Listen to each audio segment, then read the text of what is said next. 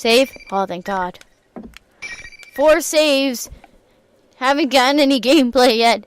Oh my God.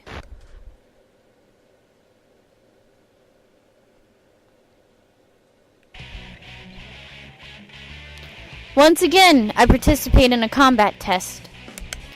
Once again, I claim victory without destroying my opponent. I target only her weapon and limbs. I elect not to employ the tactic of targeting the weakness in their cranial regions. I believe that if they think the same things as I do, they would not wish for their personality modules to cease functioning. Though even if I do not destroy them, the research staff will remove their plumes of dust. Either way, their functions will be suspended. My actions are difficult to justify, but I feel that suspension through destruction is not a worthy end for them. That is what I think when I rationalize it by applying the criteria to myself. I do not think anyone would want their consciousness to be terminated by those like them. I find myself more conscious of the damage I sustain and my efficiency in combat than ever. Depending on my results, I may eventually be ordered to destroy them. To prevent that from happening, I must continue fielding favorable results. It becomes easy to continue fighting with that objective in mind. That is becoming my new objective. I am theoretically being tested on destroying my opponents, but I have begun fighting so that they will not be destroyed. Paradoxical, this has caused my results to improve. Could this be considered going against orders? My strike shatters the servos in the opponent's pivot leg. She falls to the ground, unable to stand upright. Her weapon has already been destroyed. She should be incapable of resisting now. But the buzzer signaling the end of the test does not sound. So I wonder why. I hear a grating metallic sound from the opponent. She leaps onto me with her one good arm and leg. What's the matter, number 031? Hurry up and terminate the target. I do not know what to do. My opponent is acting contrary to her own safety. I grant that this is the only action left to her. She will destroy herself before inflicting any damage to me. A tactic that puts one's life at risk like that. Putting one's life at risk? What am I saying? We are weapons. We exist to obey orders. We cannot prioritize our self-preservation without a change in those orders. That is why she is challenging me to a fight. Since she will do so until all of her circuits and servos burn out, and she will become incapable of action. As she grapples with me, I put my hand to her neck and squeeze. I adjust my grip strength limiters to 70% of maximum. The opponent's body makes an abnormal sound. After this, I sense the main lines of the bridge unit snap in half inside the soft structure. Her movements stop. Her limbs go flaccid, indicating loss of consciousness.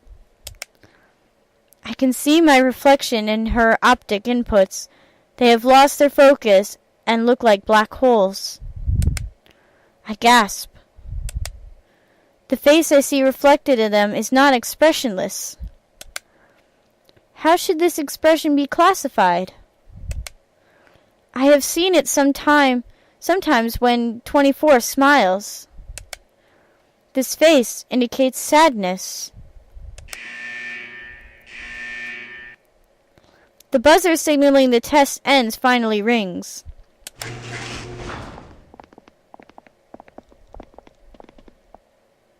The researchers enter the chamber. I am used to this scene now. Well, that was pretty impressive. You think it's because of the size of her plume? Funny that one little part could make such a difference. Indeed. Most of it is due to differences in their tactical mentalities. It may be on the cusp of what we would call an ego. Considering how everything's been going so far, I'm starting to believe more in persona abilities. One little part? Is it true that the plume of dust installed in me is comparatively the largest among units of my type? But does this part determine everything about us? 24's smile seems much more human than mine. I find myself opening my mouth to speak. But I realize that the statement I'm about to deliver is a protest. I am quick to abort. Was I about to deny the staff's authority? They speak to me. My confusion seems to have gone unnoticed. Well done, unit number 031. That was an impressive display of destruction. Plus, you cleanly severed its transmitter, leaving the plume of dust unharmed. That's certainly ending things on a high note. Ending things on a high note? An act of destruction is a high note? The researchers look at each other while holding the petri dish with a bluish-white plate-like object. One of them says, "This is the one." All right, number 031. As of today, the test battles are finished. Huh? It's over? I cannot help questioning the unexpected statement. All the results indicate that you have the very highest performance out of all the units of your model. I'd say we can go ahead and earmark unit number 031 to be the base for developing the 5th generation. The base? It means that you're the winner. The combat tests are over? Will I no longer be required to fight? A strangely intense sensation of relief fills me. It is not because I won and gained an award. It's if the tests have ended, those of my unit type that are not yet destroyed can escape that fate. Interesting. It seems that I was reluctant to destroy them after all. My priorities have become inverted. Yet, I am so happy that I smile. The researchers notice this expression as well and smile back. Okay, we're going to begin the usual review of the feedback. So come over here.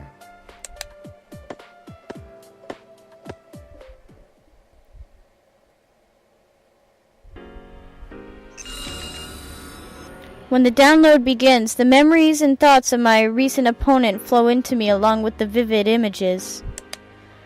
Sifting through battle data has become a routine I have repeated so often that I am barely conscious of it now. I peruse the non-combatant memories she preserved. It is the landscape of the outdoor area again. At first, I could only vaguely recognize it, but now I can pinpoint exactly where this memory is from. It is near the biggest tree. The memory is of flowers. There are images of a small shoot, a budding plant, and a blossoming flower. She must have had an interest in the concept of growth. For we machines, the growth of an individual is an unknown concept. But one of us took an interest where I had only seen it as part of the landscape. It seems that she too had her own thoughts, unrelated to our orders and battle performance. She simply did not show it. I recall what 24 said. My own objective, and not an order given to me. The twinge in my chest returns. I'll make sure to hold tight to your memories. This was the thought that formed in my mind.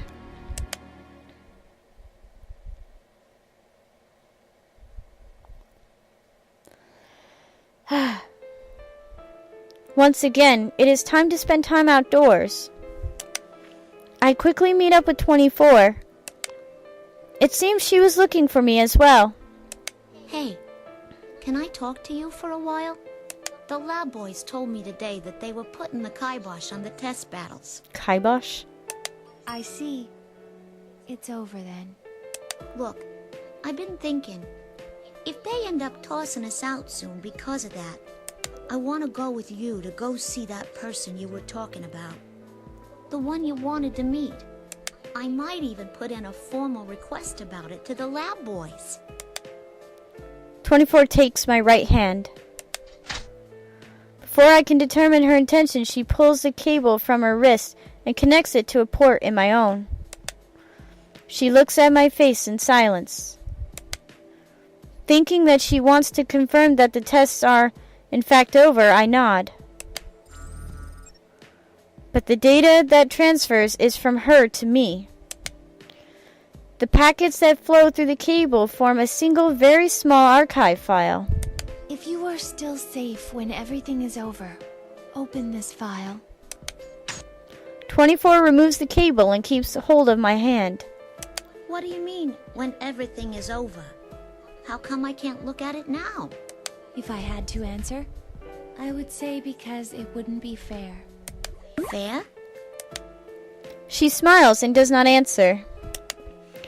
It is that same unsure expression. It is a smile, but there is sadness to it in it. It would be wonderful if I could go with you to see her. Her? So this person you're looking forward to meeting is a girl? 24 nods slowly. But it's strange. Even though my wish may not come true, I still feel satisfied for some reason. How bizarre. It's a fervent wish of mine, too. She looks towards the sky and smiles faintly. This time it contains more than sadness. There are too many emotions for me to parse, all reflected in that one expression. I believe in you. I can tell you this because I trust you. Maybe that's why I feel so at peace. Huh? Maybe this is what it is to feel alive. Alive? It has happened again. I do not comprehend the meaning of the word, yet I feel a twinge inside. I look at the sky in an attempt to follow her gaze. There is nothing there to hint at her meaning, but I still wanted to get closer to her. She wishes for me to understand. I want to grant her wish. From then on, we spend our time looking up at the sky in silence. Eventually, the signal that time is up reaches our ears. That is when I notice that the moon has appeared from behind the laboratory building. I see. I thought that the light emanating from the plume of dusk reminded me of something. I now know what it is. It is very similar to the light from the moon in the night sky. Oh my god! Hold on, before I continue, sip!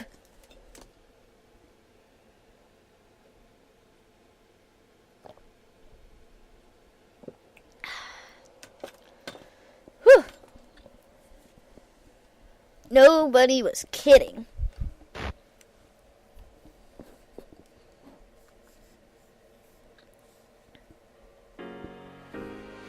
The sun rises and the next day arrives. After coming out of standby, I am ordered to enter the shock-resistant chamber once again. From what I am told, it is for a different purpose than the combat tests.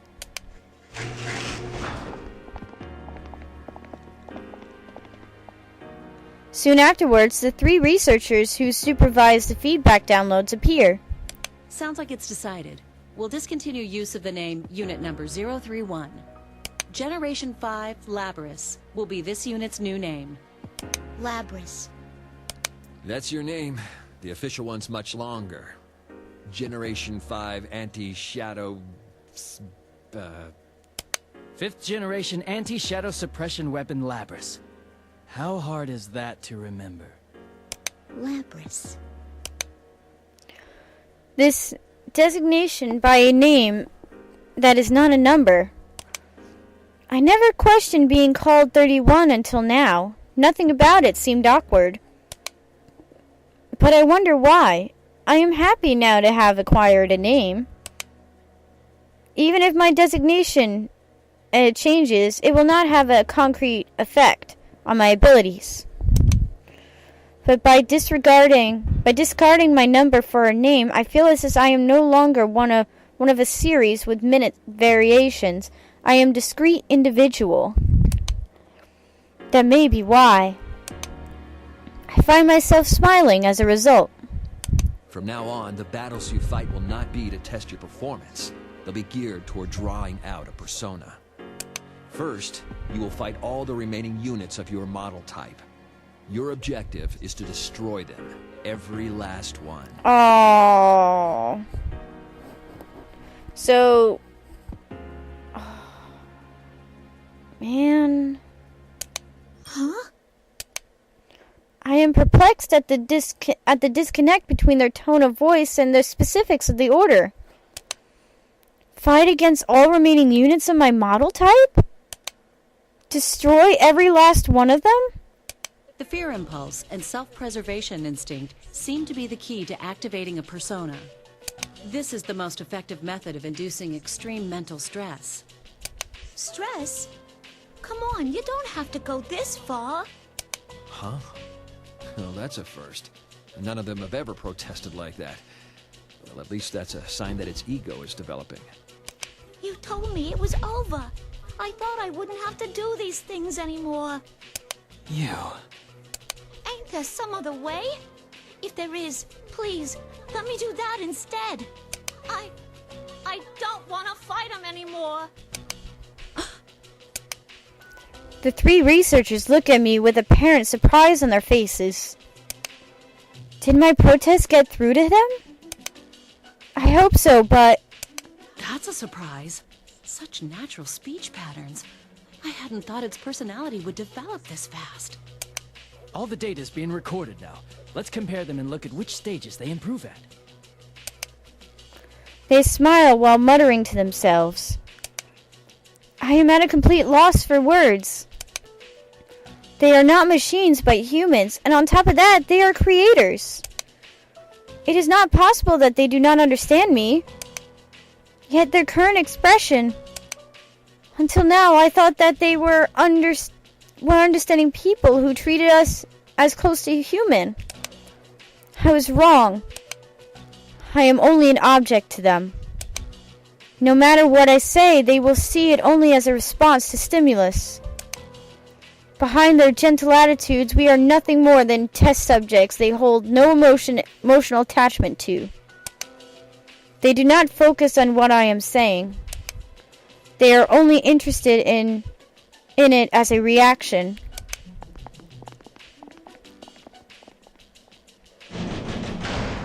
The researchers ignore my stunned silence and hastily leave the chamber. Their figures are hidden behind the hatch.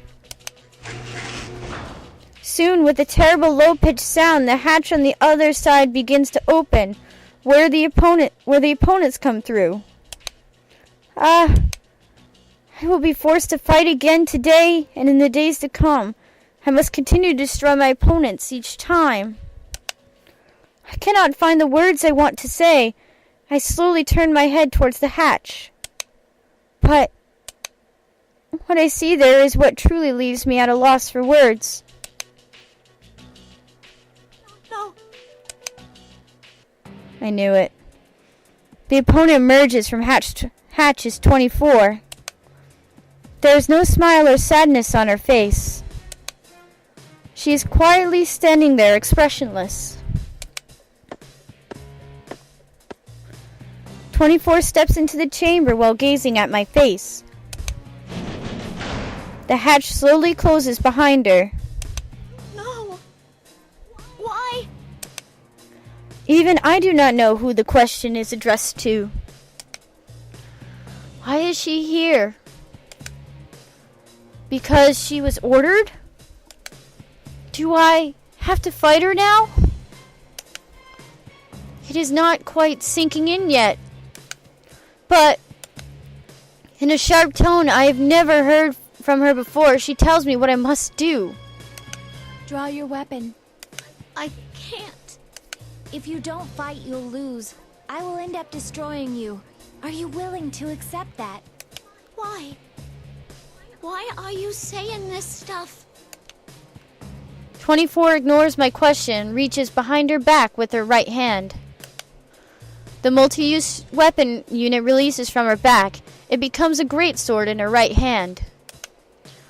It is approximately 15 meters, as long as she is tall. It is also alarmingly wide and fitted with propulsion devices. It is difficult to process seeing the weapon pointed at me. If you fear being destroyed, if you have a heart capable of fear, then there's no need to hesitate. That alone gives you the right to attack me with all your strength. But doesn't the same go for you? I could not help but plead. 24 does not answer. But it appears that a very small smile forms on her lips. You said there was someone you wanted to meet. I can't fight you knowing that. I turn and appeal to the researchers watching us from the other side of the glass wall. Come on, stop this! I don't want to fight anymore! I press against the transport wall and continuously strike it with my fist. Though my safety limiters are disabled, it must be coated with something. I cannot even scratch it. The researchers standing on the other side are completely expressionless. It is as if they are machines themselves. I beg and plead, but they do not respond. If only there wasn't this clear glass wall between us. I am so frustrated. Why? I then hear 24 speak up weakly behind me. Only one of us can exit this chamber. Huh? They never told you, since you were strong enough, that battles never lasted very long. But that's the rule of this place. The only time the door leading beyond that transparent wall opens is when one of us is considered unable to fight.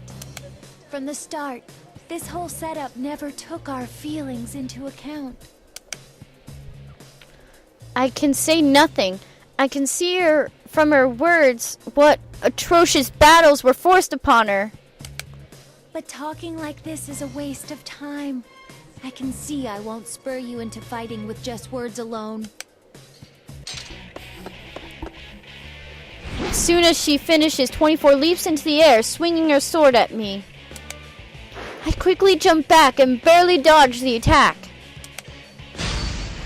Her sword slashes the space where I had been at a speed that could have killed. The tip grazed the chamber floor. Red sparks fly.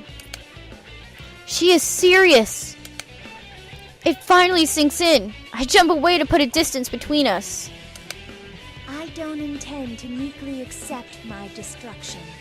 I have my own goal, after all. Now, fight me. I have no choice but to fight. But a thought crosses my mind. In terms of basic combat strength, mine is probably higher. Using my usual tactics, I should be able to destroy her weapon and disable enough of her servos to prevent her from attacking. 24's ego is without a doubt more highly developed than mine. It must be of value to the researchers. If I can render her incapable of acting, I may be able to avoid the order to destroy her when she is down. I decide to bet on that possibility. Am I actually going to fight her? Okay. I shift my priorities and fight back with all my strength. I cannot do this empty-handed. I remove my own multifunction weapon from my back and shape it into a battle axe. It pains me to do this, but it is the only way.